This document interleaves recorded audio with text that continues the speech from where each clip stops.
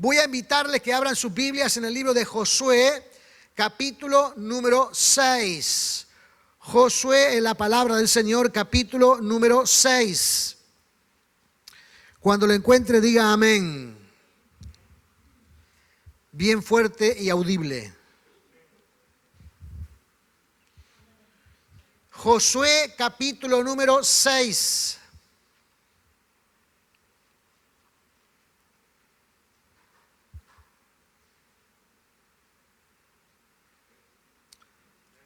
Amén. Dice, ahora Jericó estaba cerrada, bien cerrada, a causa de los hijos de Israel. Nadie entraba ni salía. Mas Jehová dijo a Josué, mira, yo he entregado en tu mano a Jericó y a su rey con sus varones de guerra. Rodearéis pues la ciudad todos los hombres de guerra, yendo alrededor de la ciudad una vez. Y esto haréis durante 6 días. Y 7 sacerdotes llevarán 7 bocinas de cuerno de carnero delante del arca. Y al 7º día daréis 7 vueltas a la ciudad. Y los sacerdotes tocarán las bocinas. Y cuando toquen prolongadamente el cuerno de carnero, así que oigáis el sonido de la bocina, todo el pueblo gritará a gran voz. Y el muro de la ciudad caerá. Entonces subirá el pueblo, cada uno derecho hacia adelante. Llamando pues Josué, hijo de Nun, a los sacerdotes, les dijo, llevad el arca del pacto y 7 sacerdotes lleven bocinas de cuerno de carnero delante del arca de Jehová. Y dijo al pueblo, pasad y rodead la ciudad, y los que están armados pasarán delante del arca de Jehová. Y así que Josué hubo hablado al pueblo, los 7 sacerdotes, llevando las 7 bocinas de cuerno de carnero, pasaron delante del arca de Jehová y tocaron las bocinas. Y el arca del pacto de Jehová los seguía. Y los hombres armados iban delante de los sacerdotes que tocaban las bocinas, y la retaguardia iba tras el arca, mientras las bocinas sonaban continuamente. Y Josué mandó al pueblo diciendo, vosotros no gritaréis, ni se oirá vuestra voz, ni saldrá palabra de vuestra boca hasta el día en que yo os diga, gritad, entonces gritaréis. Así que él hizo que el arca de Jehová diera una vuelta alrededor de la ciudad y volviera luego al campo. Pasamos al al campamento, y allí pasaron la noche. Vamos al versículo 15. Al 7º día se levantaron a despuntar el alba y dieron vuelta a la ciudad de la misma manera 7 veces. Solamente este día dieron vuelta alrededor de ella 7 veces. Y cuando los sacerdotes tocaron la bocina la 7ª vez, Josué dijo al pueblo, gritad, porque Jehová os ha entregado la ciudad. Y será la ciudad anatema a Jehová con todas las cosas que están en ella. Solamente Rahab, la ramera, vivirá con todos los que estén en casa con ella, por cuanto escondió a los mensajeros que enviamos. Hasta allí, oremos. Señor amado, gracias te damos en el nombre glorioso, en el nombre maravilloso de Jesús. Te pido, Padre eterno, en esta hora, en el nombre de Cristo, que tú muevas tu mano santa, tu mano poderosa, tu mano gloriosa, Padre amado, en nuestras vidas. Que nos llenes con poder del cielo, Padre amado, en el nombre de Jesús. Que nuestros oídos estén atentos y nuestro cerebro despierto, Dios mío, para percibir el mensaje de tu palabra como un tesoro en nuestras vidas, Señor amado, en el nombre de Jesús. Por este motivo, Dios mío, clamamos y adoramos, Padre amado, tu santo y divino nombre, Cristo de los cielos. Gracias, Señor eterno, en el nombre de Jesús. Amén y amén. Gloria sea el nombre maravilloso de Cristo. Aleluya. Los muros que caen con solo gritar. ¿Cómo la ve? Como ustedes saben, yo viví 20 años en Rocha, ¿verdad? Cuando fundamos allí nuestra primera iglesia. Y allí en Rocha hay 2 fuertes. Uno es el de Santa Teresa y el otro es de San Miguel. Las murallas son, no sé, creo que la de Santa Teresa tienen como 2 metros, pero la otra tienen como 1 metro y algo. Y son bien gruesas, todas de piedra. Dice que los muros de Jericó, hermanos, podían correr dos carros en paralelo y no se caían sobre el muro. medían bastante más. Ahora yo, tomando imaginación, hermanos, para entender un poquito esta cuestión, el papel que juega en la cabeza de nosotros, porque a veces nosotros leemos la Biblia y lo decimos así rápidamente y lo asumimos rápidamente y no le damos el contexto, el contenido, lo que simboliza ese mensaje, lo que representa ese mensaje. Y me paré muchas veces enfrente de la fortaleza de Santa Teresa o la de San Miguel y hacerla caer con gritos. Hacerla caer con gritos, hermanos, es un acto, si lo ven allí en algún lugar, gritándole a la fortaleza para que se caiga, lo van a enchalecar, van a ponerlo dentro de en alguna chanchita como la de antes, ¿no? La pondrán ahí, lo llevarán directamente al manicomio, es decir, ¿no? Algunos dicen, bueno, pero esta es otra época, esta es otro... No, es decir, la psique del ser humano funciona más o menos igual. Ahora, Dios es consciente, hermanos, que muchas de las cosas que Él presenta en el Evangelio tienen que ser locura para la gente. Realmente son locura para las personas.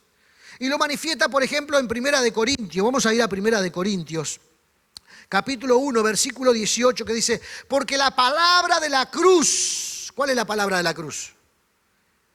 ¿Cuál es? El Evangelio, la Escritura. Porque la palabra de la cruz es locura a los que se pierden, pero a los que se salvan, esto es a nosotros, es poder de Dios. Y el 21 dice, pues ya que en la sabiduría de Dios el mundo no conoció a Dios mediante la sabiduría, agradó a Dios salvar a los creyentes. ¿Por qué? Por la locura de la predicación. Así que usted, hermano, cuando está pensando en algunas cosas maravillosas del cielo o alguna obra que Dios dice o poner en práctica la fe, hermanos, y esto suena a locura para los demás y también para nosotros, porque para nosotros también suena locura. La diferencia está, hermanos, que nosotros conocemos al Señor, conocemos cómo Dios actúa, conocemos cómo Dios manifiesta su poder y entonces esa locura aparente se transforma en sabiduría celestial, porque no estamos razonando lo que Dios quiere hacer, sino que estamos creyendo lo que Dios quiere hacer. ¿Cierto? Pero también nos parece locura. Hay algunos sentimientos en algunos momentos que están encontrados en situaciones como esta, hermanos, porque dice, parece ser como que alguna persona se cohíbe a veces en los asuntos espirituales porque suena ridículo para otros. Y aún para uno también a veces en algunos momentos suena ridículo. ¿Cómo le voy a decir una cosa de esta? ¿Cómo le voy a decir que esto funciona de esta manera? Parece que no me van a entender y de cierto no van a entender a menos que tengan una relación personal con el Señor. El acto de fe, hermanos, no es razonar lo que Dios dice en su palabra, sino es creer en lo que Dios dice en su palabra. Amén. Entonces, hoy día, hermanos, cuando nos movemos en nuestro entorno cotidiano y nos dan una cantidad de sugerencias y de preceptos y de cosas, y a veces en algún momento, hermanos, esas cosas van penetrando nuestro ser y nos van haciendo ver que tenemos que tomar ciertas acciones en nuestras vidas y que parece que son coherentes porque lo dicen especialistas. Y estoy hablando de la situación en que hoy vivimos, ¿verdad? Decir lo contrario parece que fuera una locura. Decir lo contrario, hermanos, utilizando el argumento de la Escritura, a veces pareciera ser que fuera, hermanos, como un acto, digamos, de descuido personal. ¿Saben de qué estoy hablando? No, quiero que sea más específico. Con todo este tema del COVID, hermanos, uno dice algunas cosas con respecto a la palabra de Dios y parece que lo que estuviera diciendo está mal, está fuera de lugar. Parece que lo coherente, lo correcto es lo que dicen como cuidados y como manera de pensar nuestro entorno, con los especialistas y con todos. Eso es desde el punto de vista humano. Y no quiere decir, hermanos, que nosotros vamos a salir afuera ahora a confrontar todos los puntos de vista de los especialistas que parten de su humanidad y parte también de su desconocimiento de la palabra. Y por lo tanto, cualquier cosa que nosotros refiramos de la Escritura, hermanos, le va a parecer locura.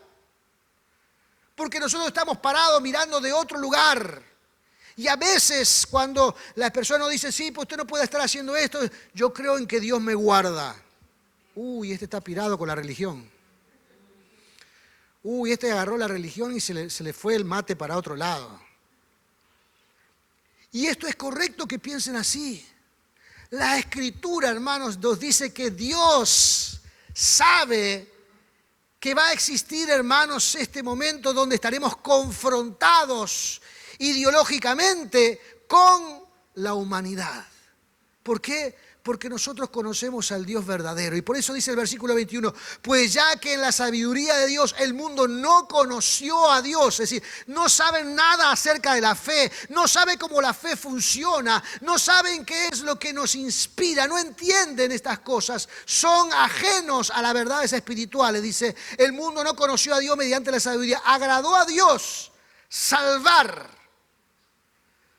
amén, salvar a los creyentes, agradó a Dios salvar a los creyentes por la locura de la predicación. Amén. Al mundo le parece loco, hermanos, el evangelio. Y Dios dice, es cierto que al mundo le tiene que parecer loco el evangelio. El evangelio no es racional en algunas cosas. O no puede ser racional desde el punto de vista humano. Por supuesto que desde el punto de vista de Dios es racional. Pero desde el punto de vista humano, hermano, sin el conocimiento de Dios, sin la relación personal con Dios, no puede ser entendido. Y Dios es el primero que lo dice. Amén. Es el primero que lo dice. Ahora, imagínense, hermanos, aquel grupo de personas recorriendo una fortaleza. Porque Jericó era una fortaleza. De hecho, el bastión más grande de ese momento. Dios estaba preparando y había preparado a su pueblo 40 años en el desierto para que conquistaran la tierra prometida. La promesa de Dios, la bendición de Dios. Pero las promesas de Dios y la bendición de Dios no se conquistan con el músculo del ser humano, sino con la acción de creer en el poder sobrenatural de Dios. Entonces las cosas que nosotros vamos a recibir de parte de Dios tienen que tener carácter, hermanos, milagroso. Y allí estaba este pueblo caminando alrededor de esta ciudad, tocando trompetas. Todo el mundo en silencio, porque Josué le dijo, no se puede hablar. En este proceso son 7 días, tienen que mantener su boca cerrada por 7 días. Esto es un lío, hermano, porque algunos no pueden tener ni 7 minutos la boca cerrada. No hablemos ni 24 ni 40. 7 días, eso es imposible. Es tan imposible, hermanos, como que los muros de Jericó van a caer. 7 días con la boca cerrada. Yo me asombré, hermanos, cuando leí este pasaje. ¿Por qué 7 días con la boca cerrada? ¿Por qué no emitir ninguna palabra? Estaban allí, hermanos, todos, pero no solamente cuando estaban recorriendo Jericó, sino los 7 días no podían emitir palabras. Estaba la familia reunida comiendo y no podían hablar. Estaban charlando, estaban juntos los amigos y no podían charlar. Salían a hacer esta tarea alrededor de Jericó y no podían hablar. A ver, que levante la mano los que se aguantan 7 días sin hablar. Nadie se aguanta 7 días sin hablar, nadie. Pero allí estaba, hermanos, esta gente observando esto. Me imagino, hermanos, que habían tanto controversias entre el pueblo de Jericó. Dice, ¿esta gente qué está haciendo? Pero hay que tener cuidado porque son hijos de Jehová. Es el pueblo escogido de Dios, hay que tener cuidado. Lea más acerca del capítulo 5 y 6 de Josué y va a ver, ellos estaban asustados Y cuando veían esto, hermanos, aunque creían que era un acto de locura, estaban más asustados porque con que se vienen. Pero el pueblo, hermanos, estaba también, hermanos, padeciendo el ejercicio de la fe. Amén. El animarse en creer en el poder de Dios. El animarse a confiar que lo que Dios dice, Él lo va a cumplir. Ver las cosas del punto de vista no solamente de nuestra naturaleza, sino ver las cosas a partir de la fe. Teniendo como origen, hermanos, la fe en nuestras vidas. Amén. Hermanos, tienen que apagar los celulares antes de entrar al templo. Sí, tienen que apagar el celular ahí. Si no, darlo contra la pared o tirarlo para afuera de la ventana. Seguimos. Sin duda, hermanos, esto no es una cosa, digamos, que venga incorporada a nuestro ser. Que esté en nosotros como algo natural. Es algo que debemos construir en nuestra vida. La Escritura, hermanos, dice que la fe se construye en la vida del cristiano. De hecho, la Escritura, hermanos, el Señor habló que había personas que tenían mucha fe, otros que tenían poca fe, otros que dudaban en su corazón. Y, hermanos, nosotros podemos aquí hacer una fila y tendremos también ciertas categorías o ciertos grados de fe en nuestras vidas. Pero la fe es algo que se construye en nosotros. Y hay que construir la fe. Amén. Hay que construir la fe. Si nosotros no construimos la fe, hermanos, los de avatares de esta vida, los sufrimientos de esta vida, las situaciones de esta vida, hermanos, van a hacer que nuestra fe termine neutralizada y seremos simplemente creyentes nominales, que sí creemos en la Biblia y la existencia de un Dios, pero no practicaremos la fe. Y el cristiano, hermano, tiene que ser un practicante de la fe. Amén. Todos los días de su vida. Cuando nosotros tenemos fe en el Señor Jesucristo, todas nuestras necesidades estarán resueltas. Porque los asuntos no los vamos a resolver, hermanos, por nuestras habilidades, sino que nuestros asuntos serán resueltos por fe. Amén. Por el Señor Jesucristo.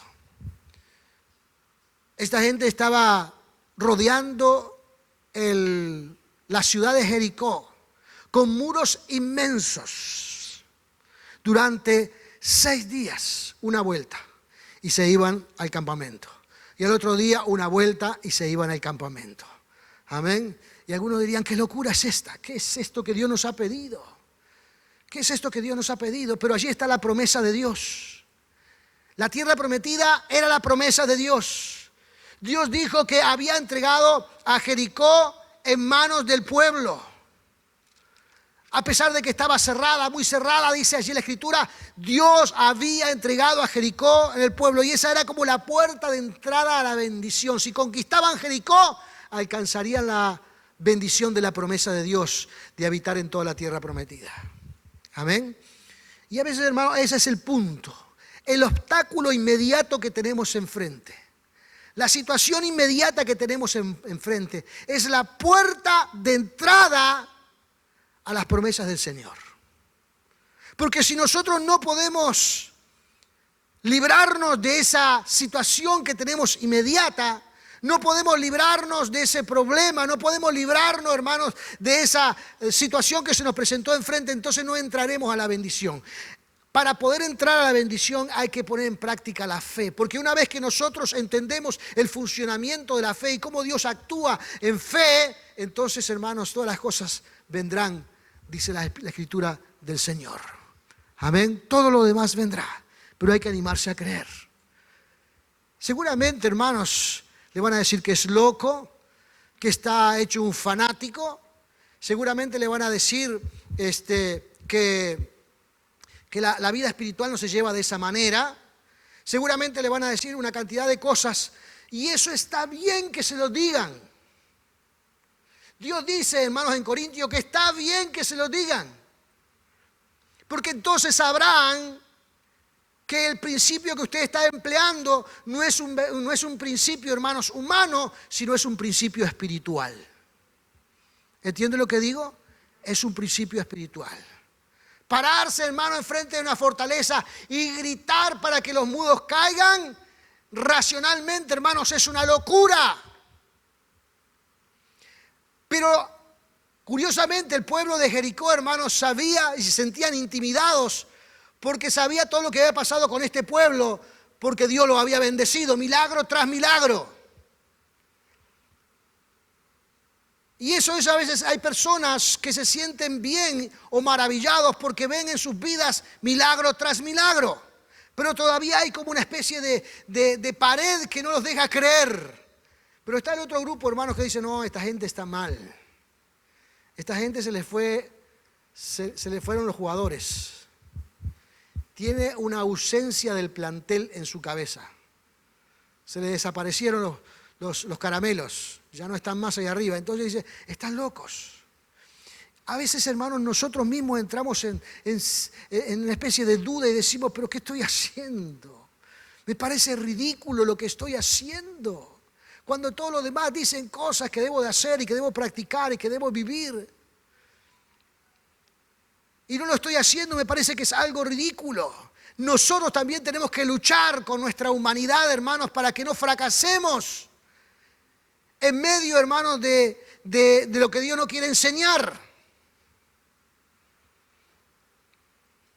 Llegó el día séptimo. Y ese día había que esforzarse más que nunca. Porque ese día, hermanos, tenían que recorrer la ciudad 7 veces. Hasta ahora lo habían hecho solamente una vez. Pero en este momento había que recorrer 7 veces.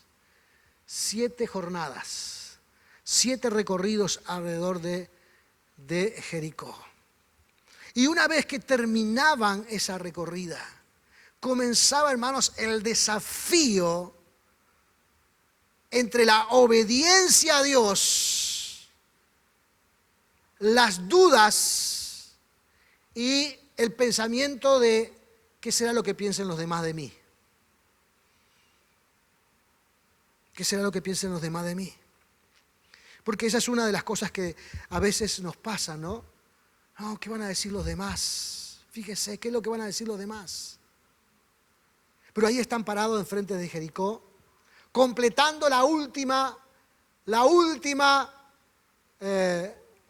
último giro alrededor de Jericó, parado enfrente de la puerta, las trompetas suenan y es el momento de soltar el grito de conquista. Es el momento de soltar el grito de conquista. Y hermanos, cuando llega ese momento y gritamos, es porque liberamos todo lo que está en nuestro interior. Y entonces vemos que la mano de Dios se manifiesta en forma espectacular, porque aquellos muros enormes que parecían imposibles, aunque un ejército enorme los destruyera, era una gran fortaleza. La inteligencia de la humanidad puesta en defensa del pueblo estaba allí, hermano, con una estructura extraordinaria, que se pensaba que era inexpugnable, que nadie podía derrotarla, que nadie podía destruirla. La gente de Jericó por muchos siglos estuvieron tranquilos detrás de esas murallas. Ahora llegó el momento, hermanos, de que alguien venía con un acto de fe. Y cuando ese acto de fe se llevó a cabo, hermanos, los muros no pudieron resistir el poder de Dios.